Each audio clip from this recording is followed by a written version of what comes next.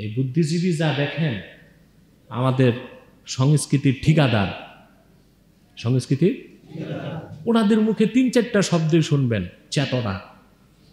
কি? কিসের চেতনা? স্বাধীনতার চেতনা। বাঙালি সংস্কৃতি, বাঙালিত্ব, এছাড়া আর কিচ্ছু নাই তাদের মুখে। দেশের জাতির কল্যাণে এ বামেরা কি করছে? করে নাই, লুটপাট করে খাইছে শুধু, ঠিক কিনা? শুধু লুটপাট করে খাইছে। অতএব মুসলমানের সংস্কৃতিকে ইসলাম নির্ধারণ করে দিয়েছে। কি তার সংস্কৃতি? 31st নাইট আপনার আমার সংস্কৃতি না। বৈশাখী মেলা, মঙ্গল শোভাযাত্রা আমার আপনার সংস্কৃতি নয়। ভ্যালেন্টাইন্স ডে, বিশ্ব ভালোবাসা দিবস নামের বিশ্ব বেহায়াপনা দিবস, এটা আমার আপনার সংস্কৃতি নয়। আপনি এই ক্ষেত্রে বিজাতির অনুসরণ করে নিজেকে মুসলিম দাবি করার কোনো অথরিটি রাখেন না। আপনাকে মুসলিম হতে হলে পুরা মুসলিম হতে হবে, ঠিক কিনা?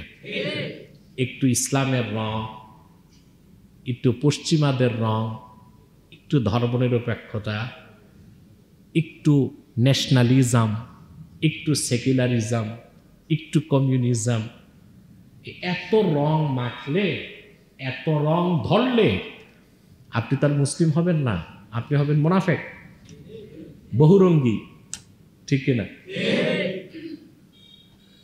কবি গালেব কাব্যের ভাষায় বলেছেন, দো রঙ্গে ছোড় দে এক রঙ হো যা, সারাপা মোম বনিয়া সঙ্গ হো যা। মুসলমান তুমি 2 রং ছাড়ো, 1 রং ধরো। হয় মোমের মতো গলে খাঁটি মুমিন মুসলিম হয়ে যাও, নতুবা পাথরের মতো শক্ত হয়ে পুরা কাফের হয়ে যাও।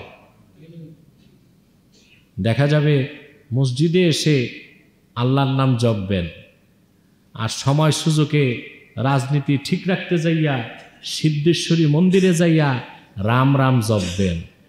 এটা মুসলমানের কাজ না মুনাফিকের কাজ? মুসলিমের কাজ না মুশরিকের কাজ? আমরা কেন মঙ্গল শোভাযাত্রা নিষেধ করি? পুরা কাজটাই একটা শিরকি কাজ। কি কাজ? ওখানে শোভাযাত্রায় কি থাকে? হনুমান, পেঁচা, বানর, এগুলো থাকে। এই সবগুলো হিন্দুদের দেবতা। এগুলো কি? হিন্দুদের দেবদেবী।